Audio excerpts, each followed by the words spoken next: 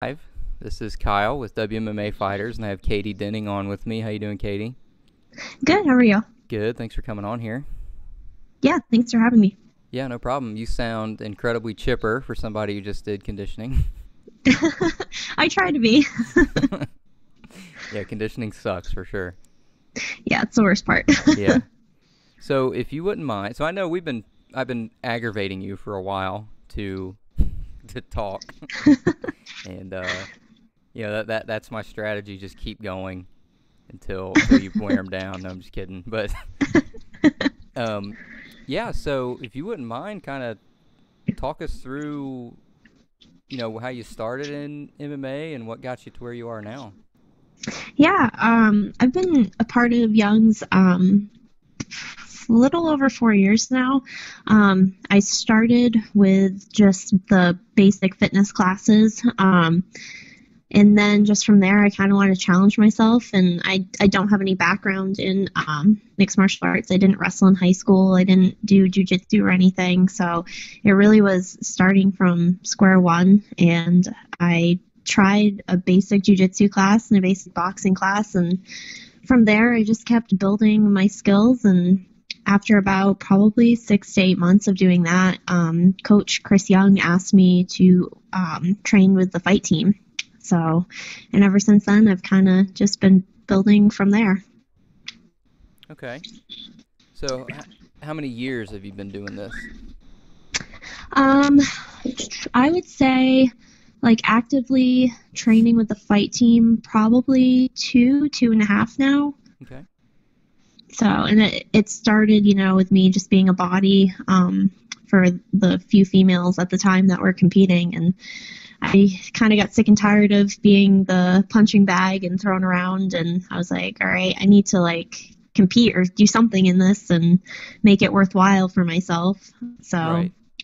I started competing in jiu-jitsu no-gi tournaments, and I've done 5 of those in the last couple of years. So I'm not really into gi. I still have my white belt, so Right.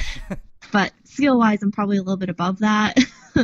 But I've done some no-gi tournaments, and I kept wanting more from there. And finally, it was like, okay, I think I'm ready for a cage fight. And Hmm. I waited for my opportunity for coach to approach me about it, and it finally happened. Yeah, that's cool. It's so cliche, I guess, but I love asking that question because the answers are so varied, Right, right. and it's always fascinating to me.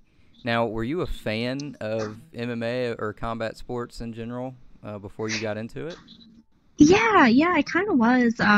Back when I started, it was kind of the prime time of Ronda Rousey, and I remember watching her fight, and before she fought Holly Holm, and I remember watching her and being like, "This chick is awesome. Like, I want to be this chick." Like, she's so feminine and badass, and I remember watching her and being like, "This is really cool." And then from there, I just started watching a little bit like Holly Holm and Misha Tate at the time are really big. Um, so yeah, I'd say probably I've been around mixed martial arts and watching it for probably the last 5 years now. So That's really cool. Yeah, I mean, I think you hit Ronda Rousey on the head there with describing, and it was pretty powerful. I mean, personally, I was never a huge fan, but I appreciate what she did. right. And her skill and what she could do in the cage and everything is like, I mean, she'll always be a legend. Yeah, oh yeah, she definitely paved the way for female athletes in combat sports, and I can appreciate that about her. Yeah, oh yeah, and as a fan too, I mean, you have to, and that's one of the things it's hard not to, but she's going to go down as when you talk about UFC legends. Everybody talks about the Matt Hughes and the Chuck Liddells and all those guys, but Ronda Rousey for sure. Definitely, When yeah. when it's all said and done, Amanda Nunes definitely. So yeah, there's a lot of awesome things that wouldn't be happening right now if it wasn't for Ronda. Exactly. Yeah.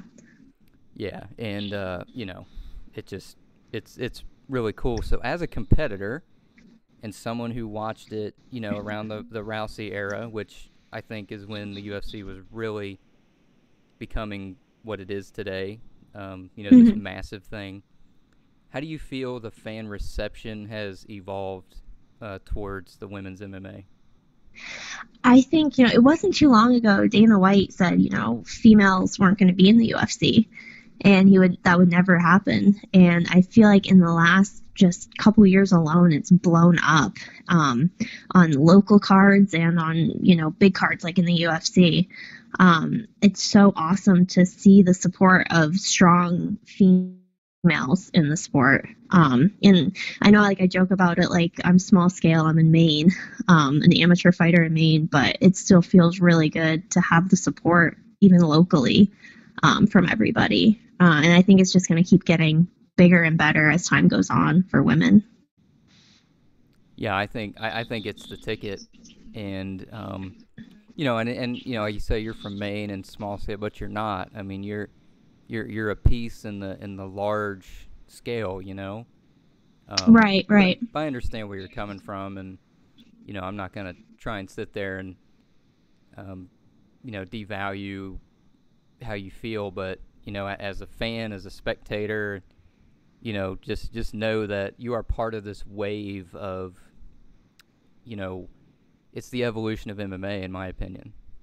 No, I agree with you too. Like, I know I joke about being small scale, but there are such few women, like, right now fighting, as amateurs, as Right. pros and stuff. And it is a tight knit community, I think, among women right now.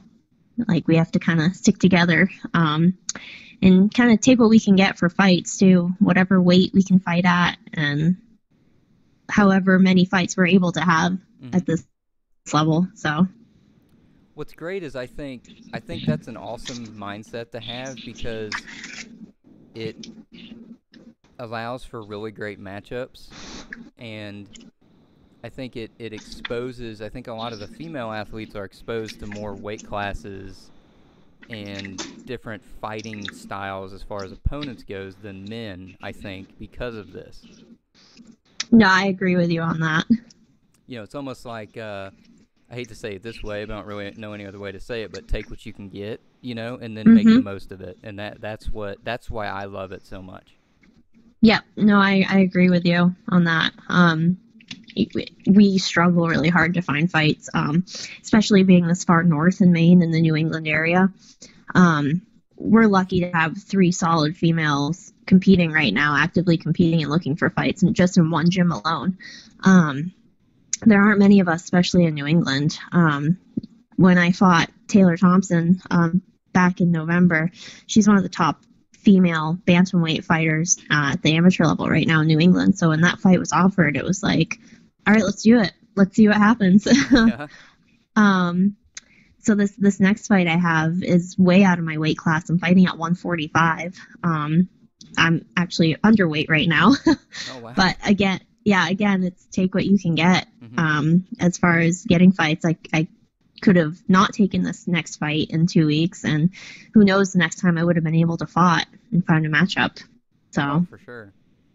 No, I think being underweight, that's a good thing. And obviously, you don't really have to worry about the cut, but you can kind of really focus on your training and maybe adding some muscle mass, stuff like that. right. I mean, obviously, I'm not doing it, and it's easy for me to sit here literally on my couch and say these kinds of things, but you know what I mean. I think it's a unique situation, and it just goes to show the heart, the just the approach. I think is much more exciting. So, when is this fight? It is February 1st, so it's 2 weeks from tomorrow. Oh wow! I mean, that's right around the corner. Yep, yep. I'm excited for it because it's in Bangor, which is my hometown. The fight promotion, New England Fights, they came to Bangor back in September, Hmm. and me and two other of my teammates, who are also female, we were looking to get on that card, and we were unable to find opponents, so it was kind of bummed us out not to be able to fight in our hometown. But it's hard to find amateur female fighters to travel all the way up here because they're not getting paid.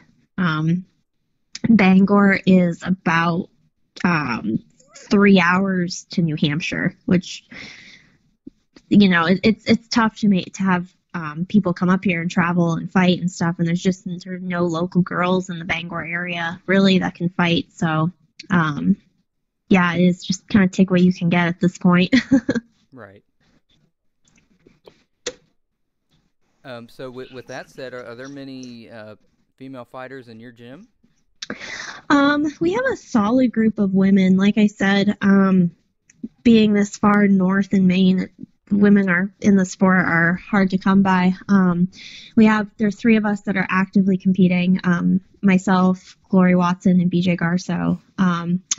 But we also have a handful of women that are really great training partners, not necessarily looking to compete in a fight. But we have about 5 or 6 of us that consistently go to the gym and train. And then, of course, if there aren't any females to train with, you get thrown in with the guys. So, Right. Now, I've heard, I think that's good, to train with the men, like you said. But I cannot remember who it was. I want to say it was Jamie Henshaw. She's an atom weight, so she's really small. yeah. But, she mentioned that, yeah, it is great to train with guys or people just physically bigger than you, but at some point, you need to get at least close to what you'll be going up against, and I thought that was a really good point, because I think you'd sit there and you think, oh, well, training bigger is great. Well, maybe not, because, if you're smaller and you're trying to work on your guard or your holds or whatever, that's hard to do. No, it totally is. When we get matched up with the guys in training, like our coach even will say, just survive. And that's basically all you can do. You're not going in it to be like, I'm going to choke this person out or get a submission. And it's really just surviving and trying to get out of things. And of course, guys can outmuscle you in anything, which kind of sucks, but it is what it is. It's a give and take when you train with guys. It's awesome having someone bigger and stronger than you to kind of push you around and to test you. But at the same time, if you really want to work on yourself and your skill level, it's better to go with people more your size, I guess. No, yeah, I think it makes perfect sense now that I sit and think about it. But, Yeah. It's definitely a give and take. There's pros and cons to both sides of it. So. Yeah. I mean, I guess there's never the perfect training. You just gotta do what you get, give it your all, and come fight time, just execute. I mean, right. That's all you can do, and it's very strange that way. It's an individual sport. But yeah, it's crazy. So, kind of like a horrible segue, but so I like to ask really hard hitting questions. So. Okay. And that's sarcasm.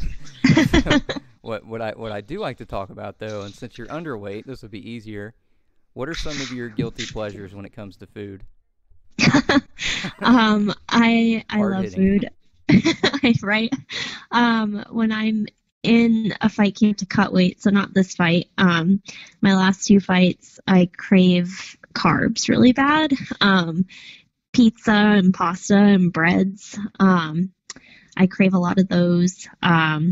Fried chicken, Nice. wings. Yeah, I love food. So it's been nice this fight camp not having to cut any weight. But in my head, I'm also thinking I'm facing a bigger girl, a bigger opponent that's gonna expend more energy out of me in the fight. But at the same time, I'm like, well, this camp is also a little bit less stressful because I'm not having to obsess over what I'm putting in my body, and I can kind of, relax a little bit in that aspect. So, right now, I actually have a bowl of pasta in front of me, so with meatballs and breadsticks. So, Oh my God. yeah.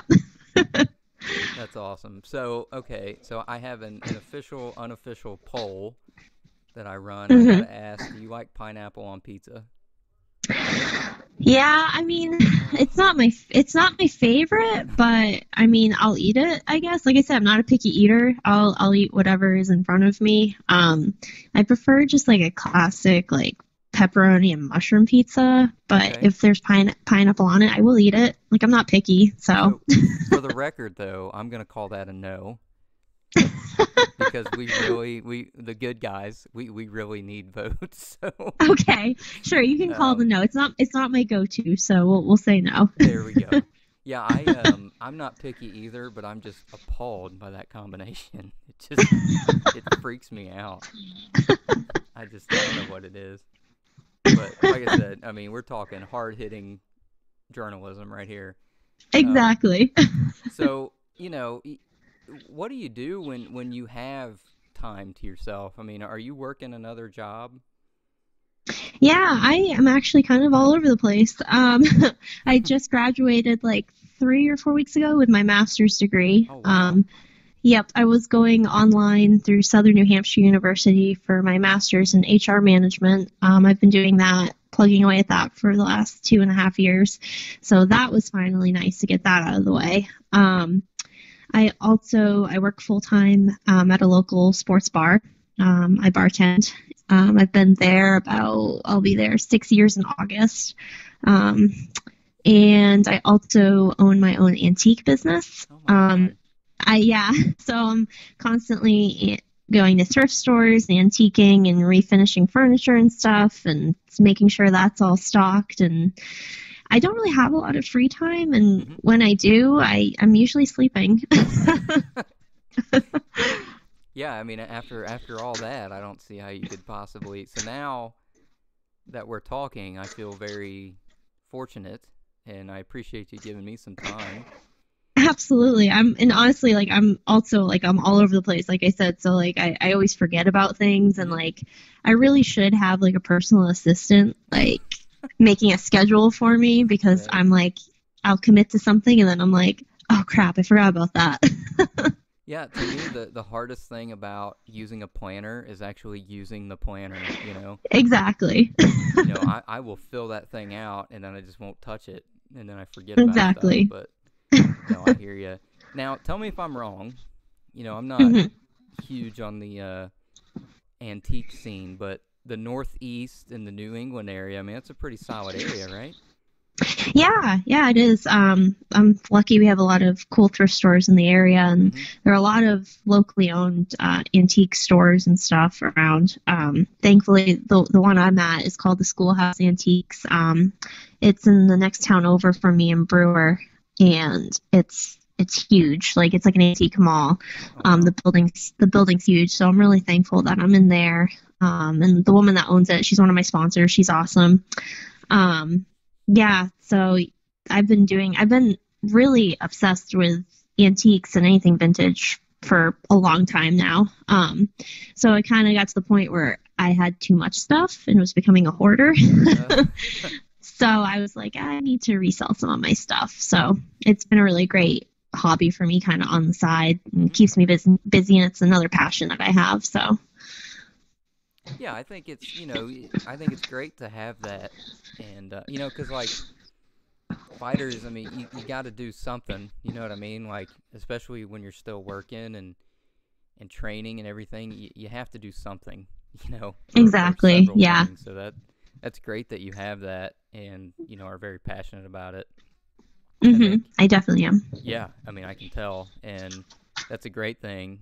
So, what do you like most about competing in this? And do you have goals in mind for this year, 2019?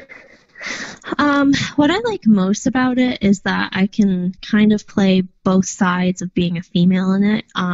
I kind of touched on it previously, and I've mentioned it many times in other podcasts and stuff. I'm not your stereotypical female cage fighter. My favorite thing is when I meet people and they're like, "What do you do?" I'm like, "Oh, I'm a cage fighter," and they're like, "What?" Like, if you just stereotypically look at me, you would not think in a million years that I punch people in the face as a hobby, which is really cool. I think that females in the sport get such a reputation as being, masculine, or, you know, they kind of play that side of it, where I don't, and I own who I am. Like, I'm not going to shave my head. I'm going to continue to get my hair done, and love the color pink and be a girly girl too. So, and I think that's really cool that I get to play both sides of that. Um, I guess that's kind of like why I do it. I like to be a positive role model too for, young female athletes in the sport. We have a really great group of girls at the gym that are actively competing, as teenagers and stuff. And it's really cool to have them be like, I look up to you so much, and that's so cool that you're doing this. And it's like, see, you can kind of own who you are, but still follow your dreams. You don't have to change to fit a mold with the sport. So that's really cool too. And I guess to answer the other question as far as where I'm going with this and goals, I've already completed my number one goal, and that was just to have a cage fight. So anything from here on out is just kind of extra. And I'm just going to continue to go with it until the passion dies or until I'm sick of it. I don't know if I'll go pro. I don't know if I'll have another fight after this fight. I just continue to go as long as my body and my mind let me. So. Yeah, that's awesome. I mean, you are a perfect example of what the women's MMA is all about, and an awesome representative of it. So, well, thank you. Yeah, and that's awesome that, like you said, those teenagers. So what, do they ever ask for advice? And if they do, or if they would, what kind of advice would you give them?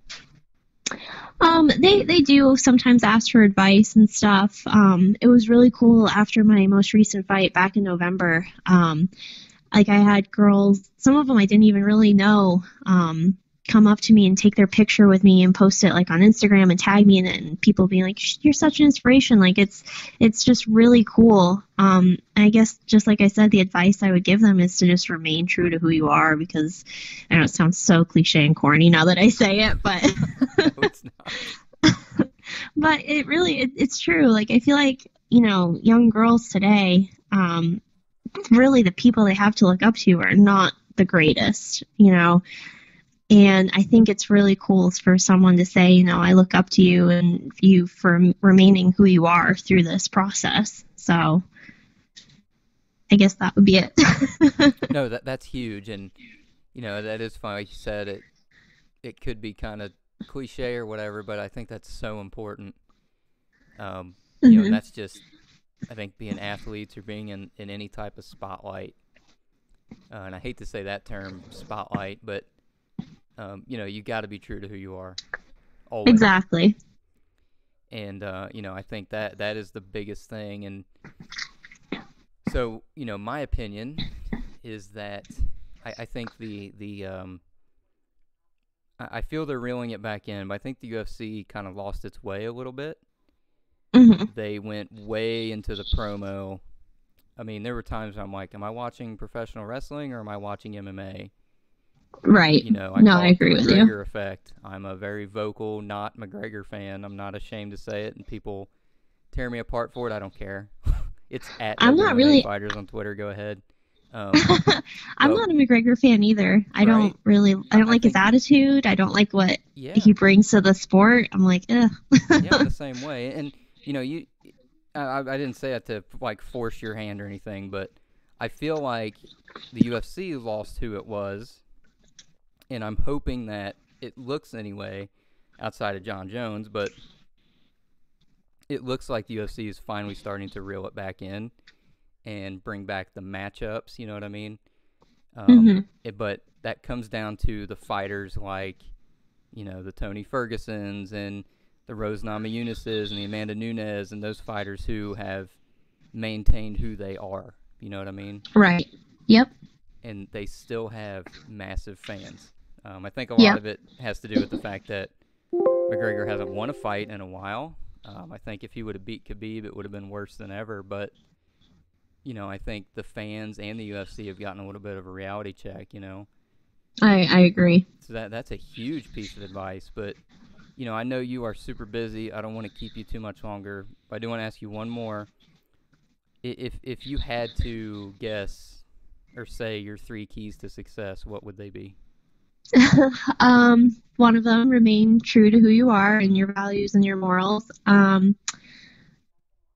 Dedication, sticking to something and completing something, even if you might not want to halfway through it. And just finding something you're passionate about. Like, you know, I know I said earlier I graduated my master's degree, but it's in something that I'm probably not going to use. Um, I I went for my master's degree 2.5 years ago because I thought in my head this is what I'm supposed to do. Right. And the more I completed it, I was like, you know, this really isn't what I want to do. I don't really want a desk job. But again, like what I said, complete what you started. I started it. I've already invested money into it and time. I completed it. Um, Basically now to just say I have a master's degree. But um, yeah, just finding something you're really passionate about. Right now, after this fight, I'm actually looking into career paths. Like I said, that really don't involve my degrees that I have. But I'm looking to hopefully go to the police academy at the end of the year. There So you go. yeah, that's because I was looking at it, I was like, that's something I would probably be good at. You know, Absolutely. I've been fighting now for a couple years, and you know, so we'll see what happens with that. But I think finding like something you're passionate about is really important. Yeah, Like, what's the point of getting up every day and going to a job that you hate? exactly. And So, yeah, it took me a long time to realize that, but you know, yep. we're getting through it, and it just teenagers, whatever, they hear that and they roll their eyes, but I'm telling you that that is the key. Now, we'll tell you this: I was in law enforcement for a while, Hmm. and talking with you and all these things, yeah, I think you'd be really good at it. So, I appreciate that. yeah, if that's something you're into, go for it. It's the greatest worst job you'll ever have. That's what I hear. Yeah, I because have it's like 95% of the time it's incredible. That 5% of the time is really heavy though. But you know what? Oh yeah, I've heard stories. We have quite a few members at the gym who are working for local departments, and And I've that's heard good. stories. Yeah. Yeah, for sure. Well, thank you again. Like I said, I don't want to take up too much of your time, but I really appreciate you coming in and having a talk with me. Yeah, absolutely. I appreciate you having me, Kyle. Oh yeah, for sure. Well, you have a great night and good luck in 2 weeks. Thank you. All right, see ya. Bye. Bye. All right, that was Catie Denning. She fights in 2 weeks. I will post the link to that information. And Saturday we got 2 interviews, and next Tuesday we have another one. And next week we got a few lined up. Make sure you check out the UFC on ESPN Plus this weekend. ESPN Plus is a totally separate thing. It's not watch ESPN like a lot of people think it is for some reason. It's something you actually have to subscribe to, but I think it's only like $5, so that is worth the price of UFC alone. So yeah, now's a good time to do it, and you get a free trial, so at least watch TJ Dillashaw fight for free, and then cancel. I didn't say that. But yeah, ESPN Plus. The prelims are at 8 p.m. Eastern on ESPN, not one of the other 75 ESPN channels, but ESPN. And yeah, so great. Yeah, Paige Van Zant, Rachel Ostovic going at it, and Ariana Lipsky makes her UFC debut against JoJo Calderwood. So make sure you check those out, and check out the main card, which is TJ Dillashaw and Henry Cejudo. That should be a war. So overall, good fight card. I hope UFC is taking a turn and they're getting themselves back on track. But that's it for me. I've done enough talking for today. I will see you all Saturday.